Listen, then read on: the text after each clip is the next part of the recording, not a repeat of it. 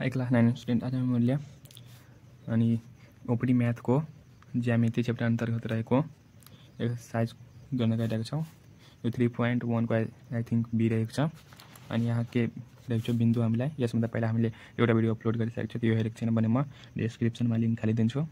अनि यहाँ हाम्रो बिन्दु -6, -3, -6 र बिन्दु 1, -2 रहेको छ अनि यसको मध्य बिन्दु पत्ता लगाउनु पर्ने हुन्छ। मध्य बिन्दु अनि मध्य बिन्दुको फर्मुला के हुन्छ म अघि नै भनिसकेको छु। x, y equal to x1 + x2/2 अनि y1 + y2/2 हुन्छ। अनि यहाँ हाम्रो x1 के रहेको छ -3 अनि x2 + 1 अनि फेरि /2 अनि यहाँ y1 को सट्टामा हाम्रो के हुन्छ -6 प्लस अनि y2 को सट्टामा -2/2 हुन्छ। अनि यहाँ -3 अनि +1 बाट यो -2/2 हुन्छ अनि फेरि यो 6 -2 -8/2 हुन्छ अनि यहाँ -1 अनि -4 यसको एन्सर आउँछ।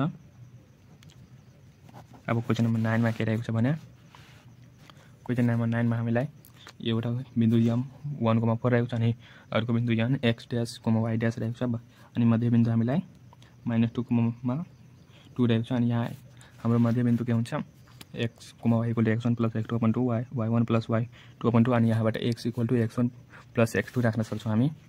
त्यसले x equal to x1 + x2/2 राख्यो अनि x2 सट्टामा यहाँ -2 हुन्छ।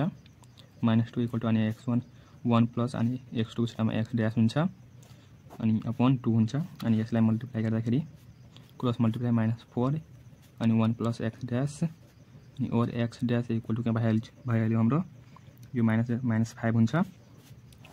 अनि फेरि अर्कोमा यो y equal to y1 + y2/2 अनि y को सट्टामा के हुन्छ 2 हुन्छ। यो 2 इक्वल टु y1 मा 4 प्लस y2 मा y डैश/2 अनि यो पनि 4 भइहाल्छ। क्रस मल्टिप्लाई हुँदा 4 इक्वल टु यो 4 + y1 अनि यो 4 कट्न सक्छ y डैश इक्वल टु 0 आयो हाम्रो।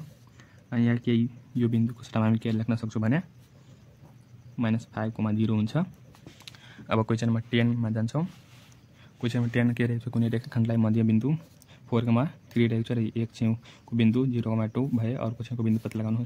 जस्तै यहाँ हाम्रो यो यसले a मान यो a बिन्दु भयो a 4,3 अनि फेरि यहाँ b a एक छेउको बिन्दु भयो होइन यसको त यो मध्य बिन्दु रहेको छ। यो p मध्य बिन्दु कुनै रहेको छ p x, y को सट्टामा हाम्रो 4,3 रहेको छ अनि यहाँ कुनै एक छेउको बिन्दु 0,2 लाई a मानौ हामी अनि यसलाई p मानिदेऊ। यो a को सट्टामा हाम्रो 0,2 हुन्छ अनि b को सट्टामा हामीलाई फाइन्ड गर्नु छ x dash equal to y dash मानौ यसलाई अनि हाम्रो x डैश y डैश चाहियो हामीलाई। त x इक्वल टु हामी के लेख्न सक्छौं x1 + x2/2 लेख्न सक्छौं अनि x को सट्टामा हाम्रो यो 4 हुन्छ। त्यसले यो 4 इक्वल टु x1 को सट्टामा हाम्रो यो 0 प्लस x2 को सट्टामा हामी x डैश राखौं अनि यो 2 अनि x डैश इक्वल टु 8 भइहाल्छ क्रस मल्टिप्लाई हुँदा अनि फेरि y मा पनि यस्तै गर्छ y equal to y1 + y2/2 अनि फेरि यहाँ y को सट्टामा हामी के राख्छौं y को सट्टामा यो 3 हुन्छ 3 अनि y1 मा यो 2 प्लस अनि y2 को सट्टामा y डैश राख्छौं यो 2 अनि y डैश इक्वल टु यो क्रस मल्टिप्लाई हुँदाखेरि 3 * 2 6 हुन्छ अनि यो -2 भइहाल्छ इक्वल टु 4 भइहाल्छ अनि यो x dash, y dash equal to 8,4 भइहाल्छ।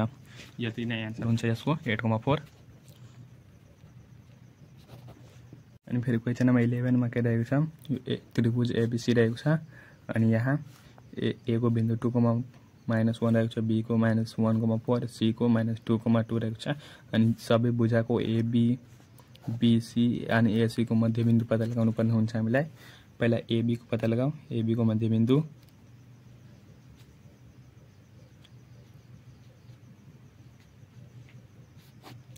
x, y इक्वल टु के हुन्छ x1 + x2/2 अनि y1 + y2/2 हुन्छ। त्यसले अब यो x1 को सट्टामा हामी के 2 राख्छौं 2 प्लस अनि x2 को सट्टामा -1/2 अनि y1 को सट्टामा अरु के हुन्छ y1 को सट्टामा -1 प्लस y2 मा 4/2 अनि फेरि यहाँ यो 1/2 भइहाल्छ, यो -1 छ। त्यसैले अब यो यहाँ फेरि यहाँ -3/2 हुन्छ। अनि एबी को यो मध्यबिन्दु आयो। अनि हामी के अब एसी को मध्यबिन्दु फाइन्ड गरौँ। एसीमा पनि त्यस्तै गर्न सक्छौँ। AC x, y = x1 + x2/2 अनि फेरि y1 + y2/2 हुन्छ। अनि एसीमा के हुन्छ, एसीमा यो x1 y1 हुन्छ अनि x2 y2 हुन्छ।